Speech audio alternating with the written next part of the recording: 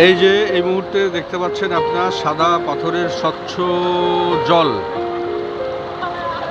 এই জল দিয়ে এই অঞ্চলের লোকজন চা খাওয়ায়।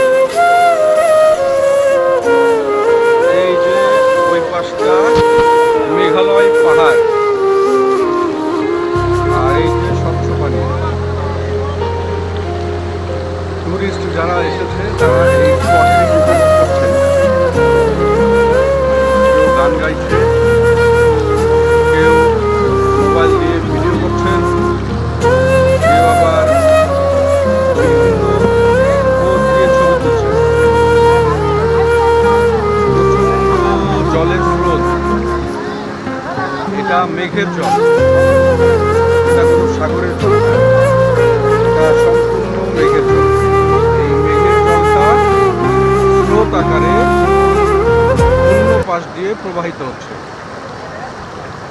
এবং জলটা যে এত স্বচ্ছ এটা আপনারা কল্পনা করতে পারবেন না। অত্যন্ত স্বচ্ছ একটি জল।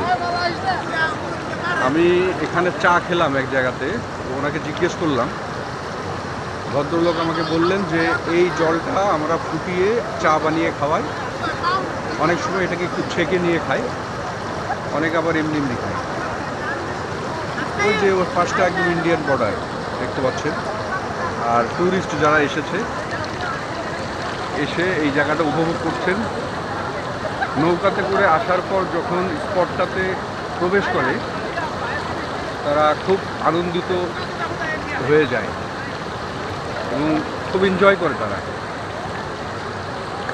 এই স্পটটাতে যদি আপনারা না আসেন, আসলে এই স্পটটা সম্পর্কে আপনারা ধারণা পাবেন না সেভাবে। এই যে দেখেন ছেলেরা কি এনজয়টা করতেছে, এই যে